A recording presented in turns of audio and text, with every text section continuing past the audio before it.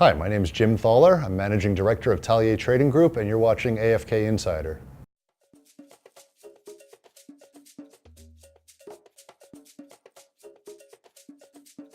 We started dealing in emerging markets about 13 years ago, approximately. We were working on various programs in India and Southeast Asia and South America as well. And about 10 years ago, we started looking at other opportunities as we got more involved in the development aspect of the food industry. And Africa was a very logical choice. It had an opportunity to create or help create an identity, a global identity for so many of the wonderful cuisines that come out of various places of Africa.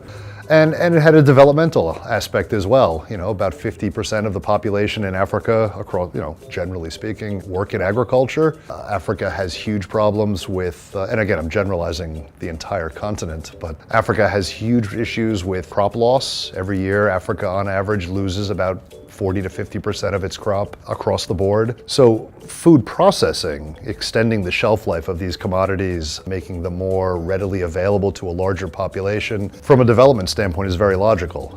The solutions, I think if you look at Africa across the board, there's been an unfortunate experience of treating entrepreneurs like donor-funded research projects. A lot of the effort that has gone in, and I'm probably going to stop that timeline about 5 years ago. It's always been very commodity driven. Africa as a whole does not compete well globally on commodities, with very few exceptions. So, when you're looking to export carrots out of East Africa into the European markets, it's uncompetitive. The standards aren't there. You're talking about mostly small scale producers, and price. Transportation in, around, out of Africa is expensive. So, the solutions, I think, focusing on processing is certainly a solution, I think, one solution for the continent as a whole.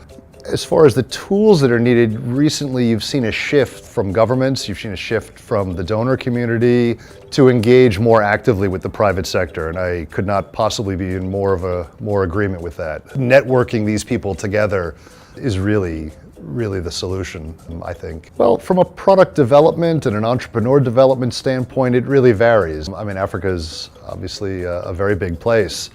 So it varies dramatically. You have countries like Senegal, you have countries certainly like Kenya, Tanzania to a lesser degree, South Africa, where you have very established backgrounds of entrepreneurialism. There are a lot of entrepreneurs, they know how to create and to brand, and there may be some needs for intervention when it comes to scientific analysis of the product or international standards that may or may not be readily available. That's okay. In that sense, it's actually very on par with much of the world, if not a little better. In other countries, the concept of being an entrepreneur is quite new. I tell people in Mozambique, 30 years ago, there were no supermarkets, no mainstream supermarkets in the country. So for an entrepreneur to get involved in food processing didn't make any sense. There was no market. Today, couldn't be further from the truth. You have South African organizations like Pick n Pay, ShopRite, who are actively opening up stores. I think Pick n Pay just opened up their 40-something store. So you see that shift as far as market availability, and I think the development of entrepreneurs comes along with that. So there are challenges, I think, as far as who is pushing that process along, but the opportunity is there. So the starting points vary dramatically depending on what country you're talking about.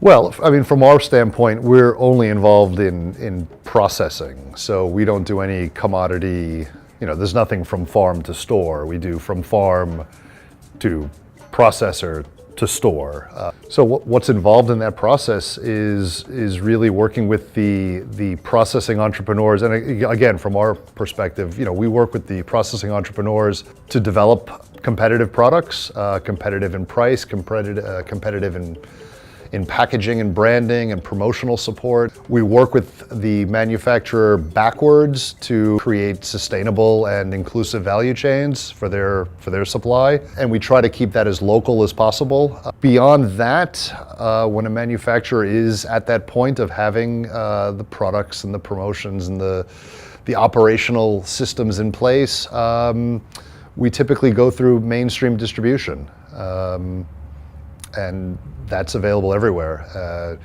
Across Africa, one of the changes that we've seen, which is interesting, is that our initial interest in Africa was as a supply destination. We would look to work with companies there and explore export market. Much to our surprise, Africa has become a consumer destination.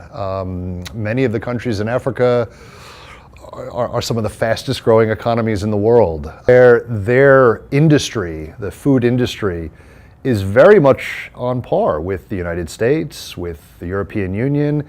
You have very formalized distribution networks, very upscale supermarket chains, and so on. So a lot of companies that we work with in Africa look at the domestic market opportunity as well as export. But again, if you can do $1 million of business at Nakamat, and Nakamat supermarkets are right down the street, then it's a lot easier than trying to open up the Portuguese market, as an example.